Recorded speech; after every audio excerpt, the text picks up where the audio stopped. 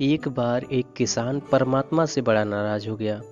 कभी बाढ़ आ जाए, कभी सूखा पड़ जाए, कभी धूप बहुत तेज हो जाए, तो कभी ओले पड़ जाए।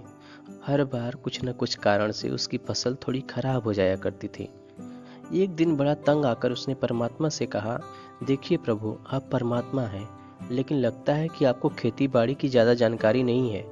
एक प्रार्थना है कि एक साल मुझे मौका दीजिए, मैं जैसा चाहूँ वैसा मौसम हो, फिर आप देखना कि मैं कैसे अन्न के भंडार भर दूंगा। परमात्मा मुस्कुराए और कहा, ठीक है, जैसा तुम कहोगे वैसा ही मौसम दूंगा, मैं दखल नहीं करूंगा। अगले दिन जब खाने का वक्त हुआ तो बेटे ने एक पुरानी मेज को कमरे के कोने में लगा दिया। अब बूढ़े पिता को वहीं अकेले बैठकर अपना भोजन करना था। यहाँ तक कि उनके खाने के बर्तनों की जगह एक लकड़ी का कटोरा दे दिया गया था, ताकि अब और बर्तन ना टूट फूट सके। किसान ने गेहूं की फसल बोई। जब धूप चाहिए तब धूप मिली, जब पानी तब पानी। तेज धूप, ओले, बाढ़ आदि तो उसने आने ही नहीं दी।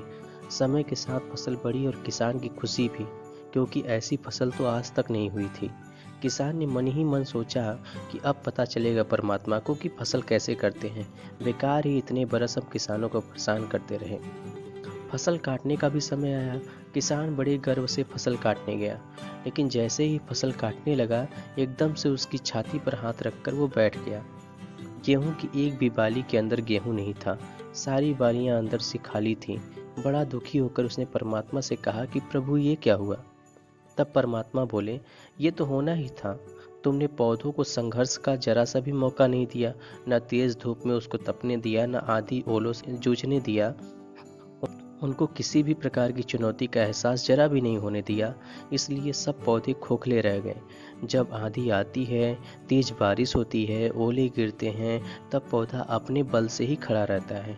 वो अपना अस्तित्व बचाने का संघर्ष करता है, और इस संघर्ष से जो बल पैदा होता है वो ही उससे शक्ति देता है, ऊर्जा देता है, उसकी जीवटता को उभारता है।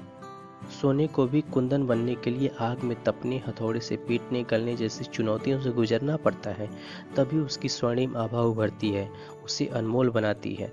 उसी तरह जिंदगी में भी अगर संघर्ष ना हो, चुनौती ना हो, तो आदमी खोखला ही रह जाता है, उसके अंदर कोई गुण नहीं आ पाता। ये चुनौतियां ही हैं जो आदमी रूपी तलवार को धार देती है, उसे सशक्त और प्रखर बनाती है। अगर प्रतिभाशाली बनना है तो चुनौतियां तो स्वीकार करनी ही पड़ेंगी, अन्यथा हम खोखले ही रह जाएंगे।